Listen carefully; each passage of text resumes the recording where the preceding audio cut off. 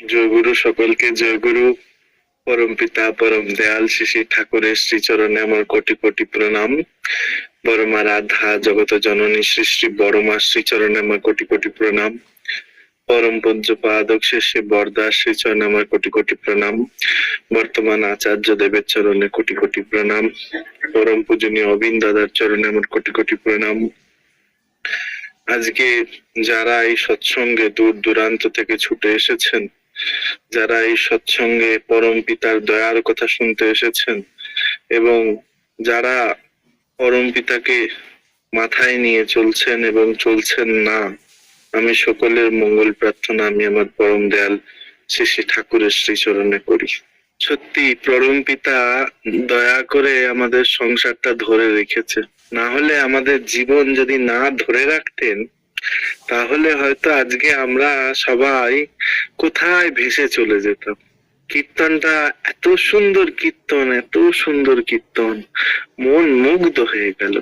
মানুষ যারা না শুনলে যে কি হারাইছে সে বোঝা খুব মুশকিল। যাই হোক, পরম পিতা যদি না আমাদের সংসারটা ধরে রাখতেন তাহলে কি হতো।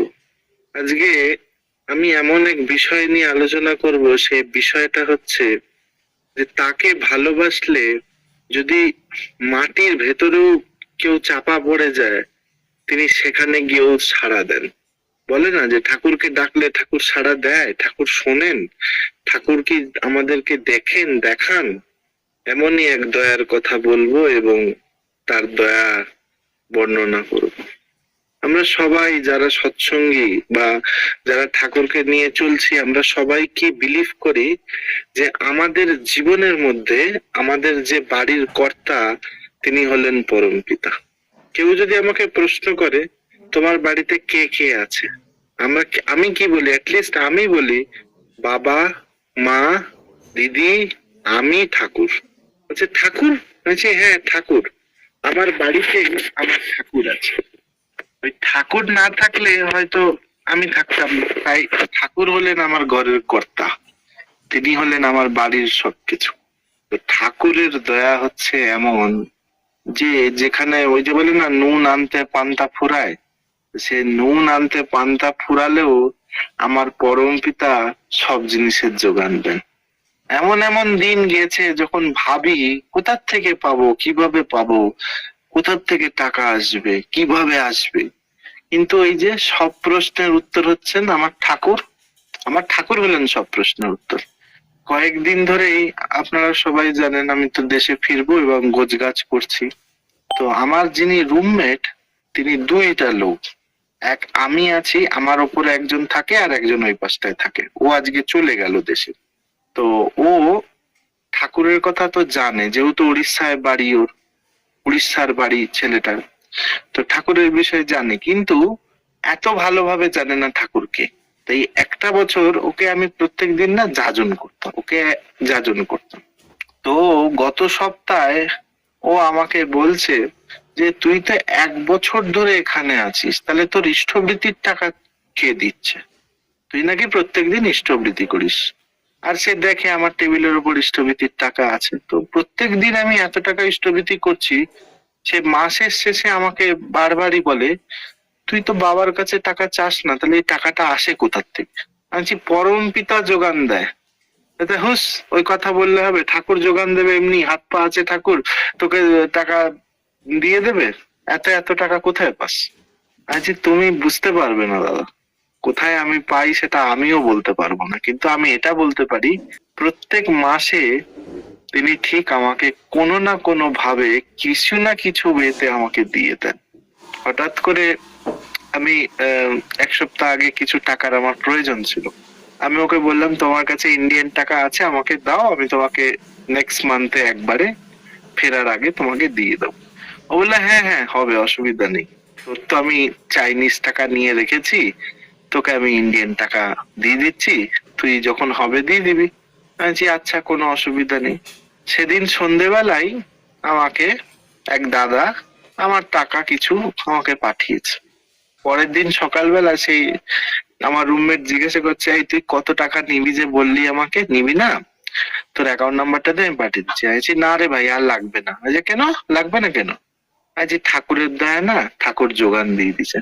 আবার সেই এক কথা বলছে, হুস, তোর ঠাকুর কোথার থেকে যোগান দেয় রে এত এত টাকা?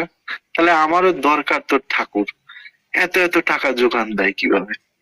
আমি বলছি, ঠাকুরকে যদি ভালোবেসে থাকো তাহলে তার টাকা তিনি ঠিক যোগান দেবে, তোমাকে ভাবতে হবে না।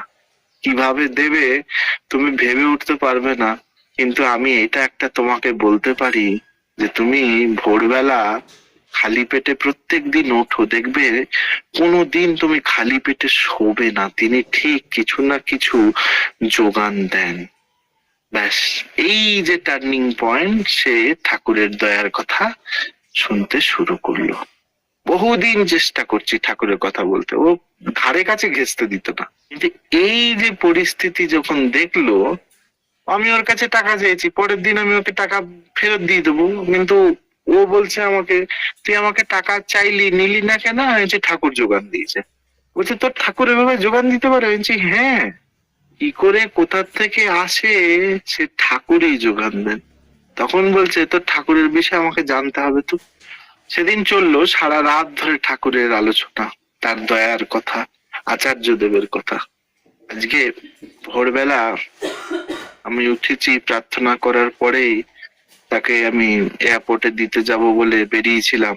ঠিক ঘর থেকে যখন বেরোবে, আমাকে হাতে একটা জিনিস দিল, দিয়ে বলল, তুই তো বাড়ি ফিরেই ঠাকুর বাড়ি যাবি, তুই তাহলে এটা তোর আচার্য দেবকে দিস। আমি বলছি, তুই দিচ্ছিস? বলছে, হ্যাঁ, আমি এখন যেতে পারবো না, তুই তোর আচার্য দেবকে এটা দিয়ে দিস। আমি মানে থ হয়ে ভাবছি, ঠাকুরের দীক্ষা নিল না, ঠাকুরের কিছুই জানলো না, আর সে আচার্য দেবের জন্য জিনিস পাঠাচ্ছে। অবাক আমি। তো এটাই হচ্ছে পরিবর্তন। ঠাকুরের দয়া জীবনে যখন হয়ে যায় না, তখন কে হিন্দু, কে মুসলিম, কে শিখ, কে ইসাই, কে কি, কিছুই দেখে না। এই যে আমি একবার আপনার কাছে আলোচনা করেছিলাম না, আমার একটা রুমমেট, তো ওই ছেলেটা উড়িষ্যার, আর একজন আছে আমার উপরে যিনি থাকেন, তার বাড়ি হচ্ছে পাকিস্তানে। আমরা তিনজনে থাকি। আমি আর 2 সপ্তাহ পরে চলে যাব, ও এখনো থাকবে। তো আমি না মাঝে মাঝে এই থানকুনি পাতার ওষুধ খেতাম, তো ও প্রত্যেক দিন আমাকে প্রশ্ন করে, এটা কি, এটা কি, এটা কি। যখন ওকে বলতাম যেটা থানকুনি, এটা খেলে আমাদের ঠাকুরের বলা পেটের সমস্যা মেটে, তখন সে আমার কাছ থেকে প্রত্যেক দিন একটা একটা ধার করে করে খেত। তো যখন এবারে আমি জুলাই মাসে বাড়ি গেছি, তখন ওর জন্য 2 বোতল থানকুনি এনে দিয়েছি। সে আমাকে কি বলছে জানেন? বলছে, বিশাল ভাই, আপনি যখন চলে যাবেন তখন এই ওষুধ আমাকে কে যোগান দেবে বলুন? যে কেন এই ওষুধ? বলছে, এই ওষুধ খেলে আমি কত ভালো থাকি তোমায় আমি বলে বোঝাতে পারবো না। ভাবা যায়? বোঝা যায়? আমরা বুঝতে চাই না। আমার পরমপিতা আমাকে সব দিয়েছে, কিন্তু আমরা কিছুই বুঝতে চাই না। আমরা শুধু বুঝি আমাদের নিজের তো, আমার আমার আমিত্ব, আমার সবকিছু আমার। ঠাকুর আমাদেরকে না প্রেম করতে শিখিয়েছে। এই প্রেম দিলে বিশ্ব জয় করা যেতে পারে। তার মধ্যে একটি ছোট্ট ঘটনা বলবো। ঠাকুরকে ডাকলে না, যে কোনো অবস্থায় ঠাকুর সাড়া দেন, যে কোনো অবস্থায়। আমার মাসির ছেলে, সে দেওঘরে থাকে, তার একটা এক্সাম ছিল। তো সে কলকাতায় এসছে এক্সাম দেওয়ার জন্য। সে ফর্ম টর্ম ফিল আপ করেছে, সিট পড়েছে কলকাতায়, ভালো কথা, এসছে কলকাতা এক্সাম দিতে। যখন কলকাতা এক্সাম দিতে এসছে, সে সেদিন সকালবেলা, যেদিন এক্সাম হবে, সেদিন এক্সাম সেন্টারে বেরোবে, অর্থাৎ খুব তাড়া, ভোরবেলা বেরোতে হবে। ইষ্টবৃতি করেছে, কিন্তু সে ঠাকুরের ছবি নিয়ে আসতে পারেন নিজের সাথে। তো সে কি করেছে, ওই ঠাকুরকে না দেখেই ইষ্টবৃতি করেছে সেদিন। মনের মধ্যে যেমন আমরা যখনই ইষ্টবৃতি করি, ঠাকুরের চক্র ফটোটাকে মনের মধ্যে আনি, বা ঠাকুরের বড়মার পর্দার ছবি আনি, ওইভাবে আর কি ইষ্টবৃতি করেছে। তো বাড়ি থেকে বেরিয়ে গেছে এক্সাম হল সেন্টারের দিকে।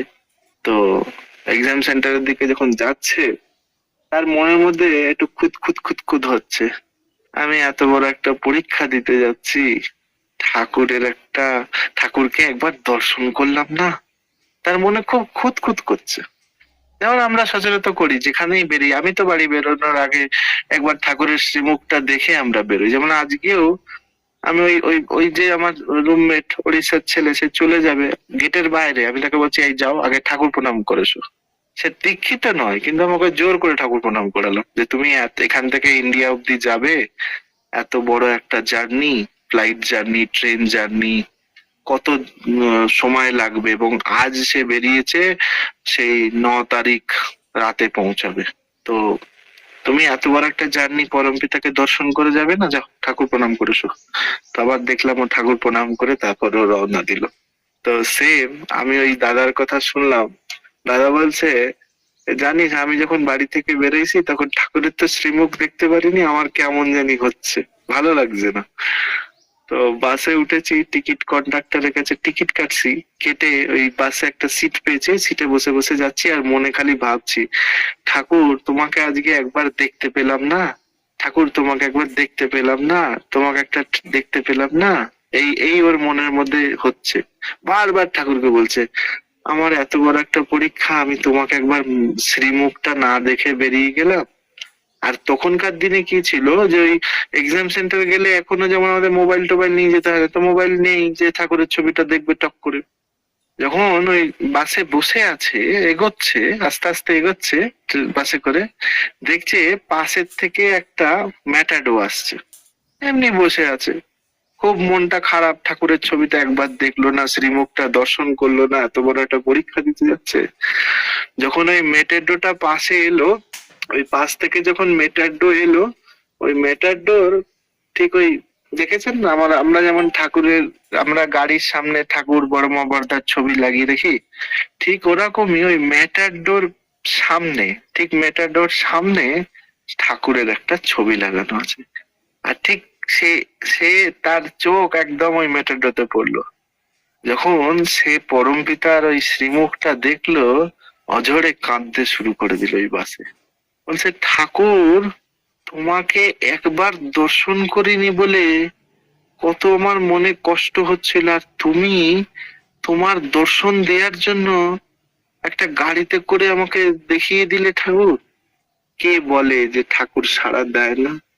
সে আমাকে বলছে জানিস ভাই, আমি ঠাকুরের ছবি দেখে আমার মনে হলো পরমপিতা সব শোনে, সব শোনে, না হলে কেনই বা ওই সময় ওই মেটাডোরে ঠাকুরের ছবি থাকতো। আমরা বলি না ঠাকুরকে, আমরা সবাই বলি না ঠাকুর শুনবে, ঠাকুর শোনে, ঠাকুর তো ছবির মধ্যে আছে, স্মরণ করেছি হয়ে গেছে। কিন্তু আমার ঠাকুর ছবি নয়, আমার ঠাকুর জীবন্ত। ওই যে মা কীর্তন করছিলেন না, দয়া করে রাখিও সংসার, ধরে সংসার আমার, তিনি দয়া করে ধরে রেখেছে বলেই আমরা টুকটুক করে চলে যাচ্ছি। যদি না ধরে রাখতো তাহলে আমাদের জীবনটা কি হতো একবার ভেবে দেখুন তো। ওই নুন আনতে পান্তা ফুরোতো। আমি তো অনেকবার ফিল করেছি, আমি দেখেছি আমার চরম পরিস্থিতিতে কেউ আমার সাথে নেই, তখন আমার পরম পিতা আছে। কিচ্ছু নেই আমার, যখন আপনার কাছে বলে না টাকা না থাকলে কেউ তোমার সাথে থাকে না, বউ ছেড়ে পালিয়ে যায়, কিন্তু আমি দেখেছি আমার চরম পরিস্থিতিতে আমার পরম পিতা আমার সাথে আছে। তিনি আমার হাত কোনোদিন ছাড়েননি, আর ছাড়বেনও না।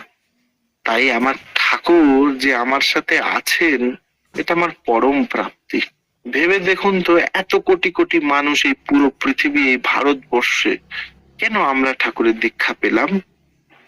আজও তো অনেক মানুষ আছে যারা অদীক্ষিত, তারা ঠাকুর পেল না কেন? কারণ একটাই, তিনি তার সন্তানকে ছেড়ে দেন না, তিনি তার সন্তানকে ঠিক ধরে রাখেন, যে কোনো অবস্থায় তিনি তার সন্তানকে ধরে রাখেন।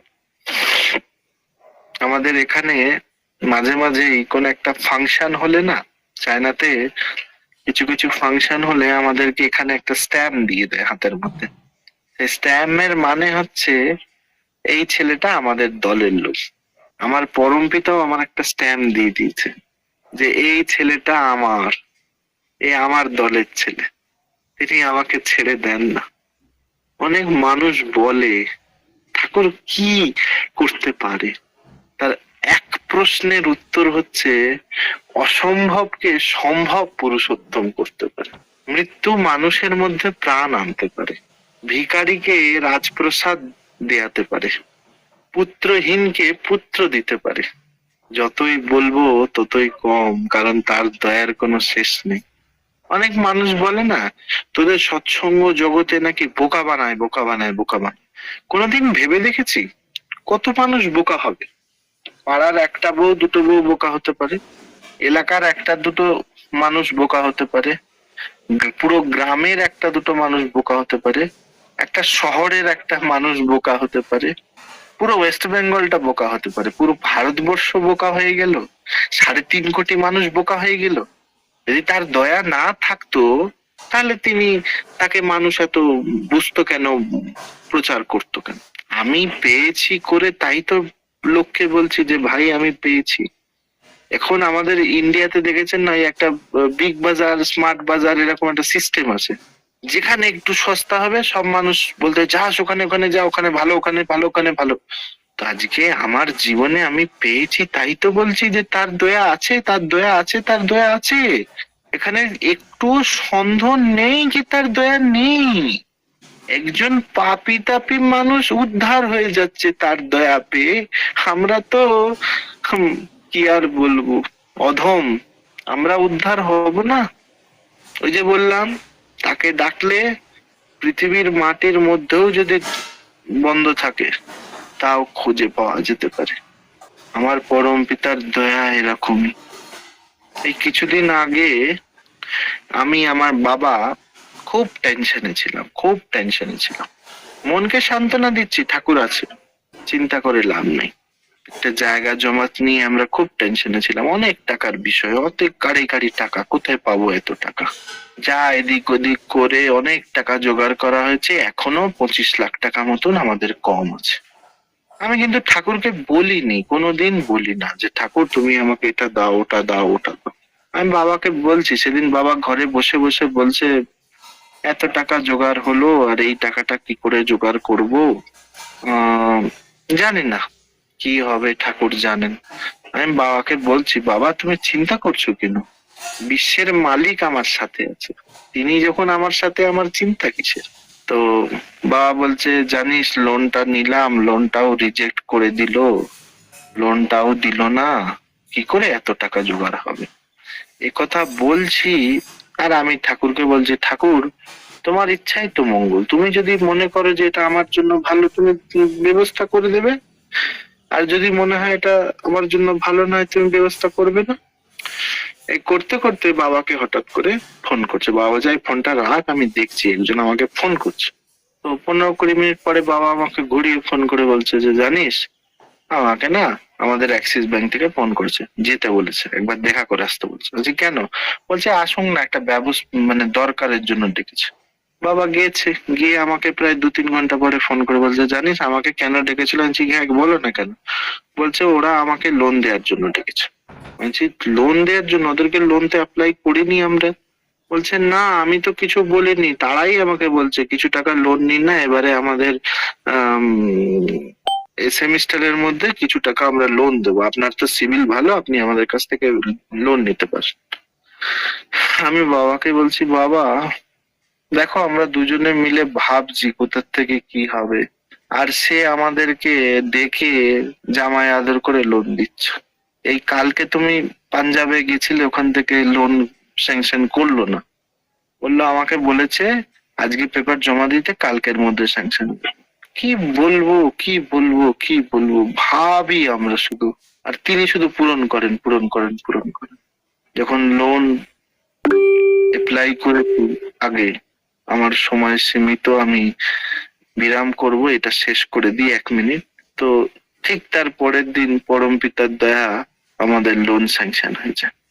আমি বললাম না আমি শুধু ভাবি, আমার ভাবনাটা যেখানে শেষ হয় সেখানে আমার পরম পিতার দয়া শুরু হয়। তিনি সব পূরণ করতে পারেন, যেটা আমার ভাবনার মধ্যে নেই সেটাও তিনি আমাকে দিতে পারেন। যাই হোক, আমি এখানে বিরাম করব, আবার দেখা হবে পরম পিতার দয়ার কথা নিয়ে। ভালো থাকুন, সুস্থ থাকুন, আর পরম পিতার প্রতি অগাধ বিশ্বাস তৈরি করুন। যদি মরতেও হয়, মৃত্যু যদি হয়, তখনও বলবেন যে তোমার দয়ায় দয়াল তুমি মৃত্যু দিয়েছো, এটাই আমার জন্য মঙ্গল ছিল। দেখবেন আর কোনো দ্বিধা ভাবনা থাকবে না। ভালো থাকুন, সুস্থ থাকুন, পরম পিতাকে মাথায় নিয়ে চলুন। জয় গুরু।